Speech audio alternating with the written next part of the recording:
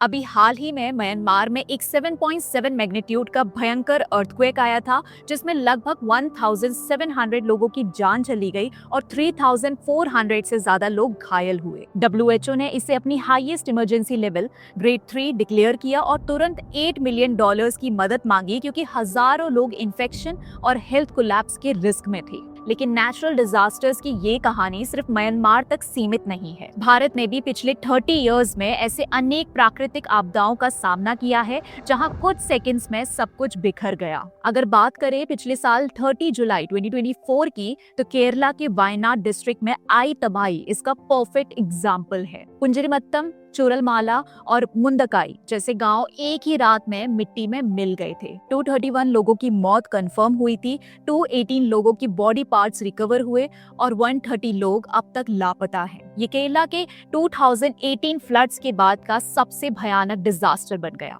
चुरलमाला का छोटा सा पोस्ट ऑफिस, जो कभी रोज नए पार्सल्स और चिट्ठियां डिलीवर करता था, उन्हीं लोगों के नाम रजिस्टर कर रहा है जो अब इस दुनिया में नहीं रहे। डिजास्टर के बाद पुलिस को सेल्फी लेने वालों और टूटे फूटे घरों में लूट मचाने वालों को रोकना पड़ा। गांव के कोने कोने में सिर्फ सन्नाटा और बर्बादी का मंजर था। पर यह पहली बार नहीं था जब भारत ने डिजास्टर के बाद ऐसे दर्द और अव्यवस्था देखी हो। भारत में डिजास्टर मैनेजमेंट के कई बड़े एग्जाम्पल्स रहे हैं, जैसे 1999 का उड़ीसा सुपर साइक्लोन, जिसमें लाखों लोग कुछ घंटों में ही गायब हो गए थे, या 2013 का उत्तराखंड फ्लड, जहां रेस्क्यू ऑपरेशन की स्लो स्पीड और कोऑर्डिनेशन की कमी ने मौत का आंकड़ा और बढ़ा दिया था। लेकिन इसी अव्यवस्था के बीच एक नई सोच ने जन्म लिया, और ये सोच आई 2001 के गुजरात अर्थक्वेक के बाद, जब भुज में 7.7 मैग्नीट्यूड का भयंकर भूकंप आया था। नरेंद्र मोदी, जो तब गुजरात के चीफ मिनिस्टर थे, उन्होंने डिजास्टर मैनेजमेंट को एक नए नजरिए से देखना शुरू किया। 2001 के गुजरात अर्थक्वेक के बाद प्राइम मिनिस्टर मोदी को ये बात क्लियर हो गई थी कि सिर्फ रेस्क्यू ऑपरेशन से काम नहीं चलेगा। जब तक डिजास्टर के लिए पहले से प्लानिंग और स्ट्रॉन्ग इंस्टीट्यूशन बिल्डिंग नहीं होगी, तब तक हम तबाही से इफेक्टिवली नहीं निपट सकते। इसी थॉट प्रोसेस के साथ Gujarat state disaster management authority का जन्म हुआ, भारत की पहली इंस्टीट्यूशनलाइज्ड डिजास्टर मैनेजमेंट बॉडी, जो सिर्फ रेस्क्यू नहीं, प्रिवेंशन और ट्रेनिंग पर भी फोकस करती है। और इसी विजन का एक्सटेंशन हम आज नेशनल लेवल पर भी देख रहे हैं। कल 27 अप्रैल को पीएम मोदी ने अपनी मन की बात में एक नया इनिशिएटिव अनाउंस किया, नेशनल डिजास्टर मैनेजमेंट अथॉरिटी के नए सचेत मोबाइल ऐप का। पीएम मोदी ने सिटीजन से अपील की कि वो सचेत ऐप का यूज करें, जो रियल टाइम में आपकी लोकल लैंग्वेज में डिजास्टर अलर्ट्स देता है, ताकि किसी भी प्राकृतिक आपदा के वक्त लोग टाइम पर अलर्ट हो सके और अपना बचाव कर सकें। सचेत ऐप आपको रियल टाइम जियो टैग्ड अर्ली वार्निंग अलर्ट्स देता है, यानी जहां आप हैं उस लोकेशन के हिसाब से आपको तुरंत अपडेट मिलता है। फ्लड, साइक्लोन,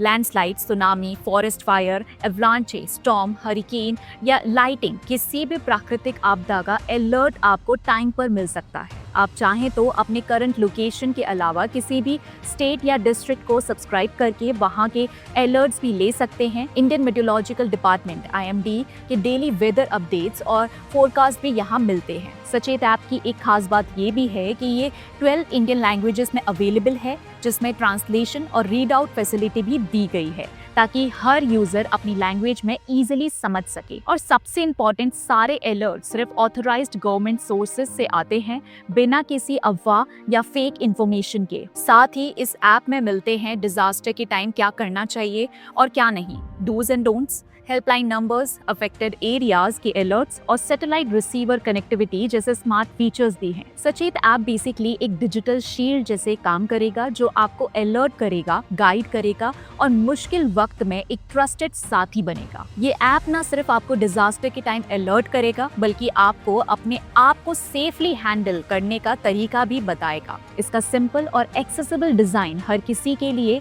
चाहे वो शहर हो या गाँव, हेल्पफुल होगा। सचेत ऐप एक डिजिटल शील्ड के रूप में हर सिटीजन को डिजास्टर से बचाव के लिए एम्पावर करेगा और उस मुश्किल वक्त में आपका ट्रस्टेड साथी बनकर आपको सुरक्षा और सपोर्ट देगा। इसी के साथ मिलते हैं अगले वीडियो में, तब तक के लिए धन्यवाद। अगर वीडियो आपको पसंद आया हो तो लाइक करें, शेयर करें, चैनल को सब्सक्राइब करें।